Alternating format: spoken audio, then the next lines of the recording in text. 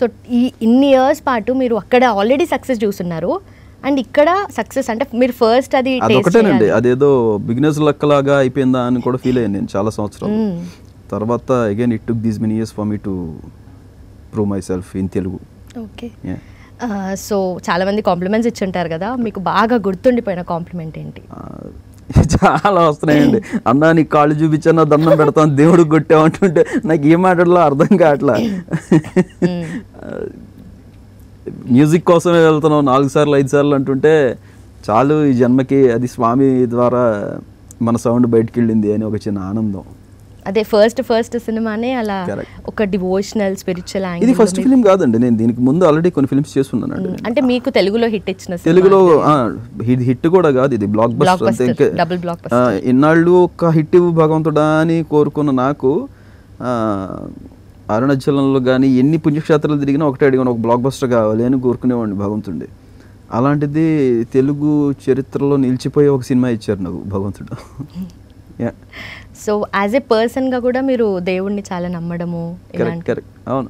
So అది ఎంతవరకు add అయింది మీకు మూవీలో మ్యూజిక్? ఉంటుందండి డెఫినెట్లీ. ఇప్పుడు మనం అభిమానించే హీరోకి కొట్టమంటేనే, ఇప్పుడు నాకు ఎవరైనా నాకు ఇష్టమైన స్టార్ హీరో కొట్టమంటేనే ఒకలాంటి పూనకాలు వచ్చేస్తాయి. మనకు చిన్నప్పటి నుంచి చూస్తున్న అందరు హీరోలు, ఇప్పుడు మన ప్రభాస్ సార్ దగ్గర నుంచి మొదలు పెడితే మెగాస్టార్ బన్నీ సార్, అందరికీ ఎవరిని చూసుకున్నా కూడా, జూనియర్ ఎన్టీఆర్ సార్ కానివ్వండి, ఎవరిని తీసుకున్నా మనకి ఆ ఫిలిం మనకి ఇచ్చారు అంటేనే మనకి ఇంకా వైబ్ స్టార్ట్ అయిపోతుంది. మనకి ఇష్టమైన హీరోకి ఎలా కొట్టాలి అనుకుంటాం. వీళ్ళు ఒక పీరియడ్ ఆఫ్ టైంలో మన జీవితంలోకి ఎంటర్ అయ్యారు ఫిలిమ్స్లో. వాళ్ళ మీదే మనకు అంత ప్రేమ ఉంటుంది. పుట్టినప్పటి నుంచి, ఊహ తెలిసినప్పటి నుంచి ఆంజనేయ స్వామిని నూరు పోసారు బుర్రలో ఇంట్లో. ఇంకా ఆయన మీద ఎంత ఇది ఉంటుంది నాకు. సో అలాంటి ఒక ఫిలిం వచ్చినప్పుడు అది ఖచ్చితంగా యాడ్ ఆన్ అవుతుందండి మనం చేసే మ్యూజిక్ మీద.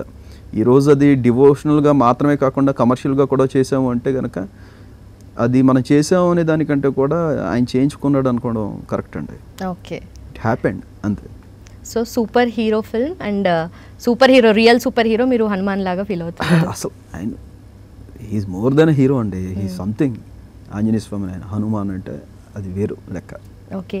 మూవీలో కూడా చాలా చోట్ల మనకు చాలా హై ఇచ్చిన సీన్స్ ఉన్నాయి, ఇంటర్వెల్ బ్యాంగ్లో కానీ ఎండ్లో కానీ. సో అది చేసేటప్పుడు మీరు స్పెషల్ కేర్ తీసుకున్నారా? ఎలా సినిమా స్వామి కనిపించే ప్రతి చోట కూడాను స్పెషల్ కేర్ తీసుకున్నామండి. అది ఎలా అంటే ఒకటే ఫిక్స్, ఆంజనేయ స్వామి వచ్చినప్పుడు మనం హై ఇవ్వాలి జనాలకి. అందుకనే నేను ప్రీ రిలీజ్లో కానీ, టీజర్ ఫంక్షన్ అప్పుడు కానివ్వండి, ట్రైలర్లో కానీ, ట్రైలర్ లాంచ్లో కానీ నేను చెప్తూనే వచ్చాను అందరికీ, ఈ సినిమాలో ప్రతి పావుగంటకి, ప్రతి 20 నిమిషాలకి గూస్ బంప్ సీక్వెన్స్లు వస్తూనే ఉంటాయి, మీరు మర్చిపోలేరు. ఇంటర్వెల్కే మైండ్ బ్లాస్ట్ అవుతుంది మీకు. క్లైమాక్స్ వచ్చేటప్పటికి మీరు చాలీసా వచ్చినప్పుడు మీరు మ్యాడ్ అవుతారు అని నేను చెప్తున్నప్పుడు చాలామంది రెగ్యులర్గా చెప్తున్నాడు, వీడు ఎవరైనా అలాగే చెప్తారు కదా అనుకున్నారు. కానీ ఈరోజు అది అక్షర సత్యం అయినందుకు నాకు మాటలు లేవండి అసలు నాకు ఆనందానికి. ఓకే.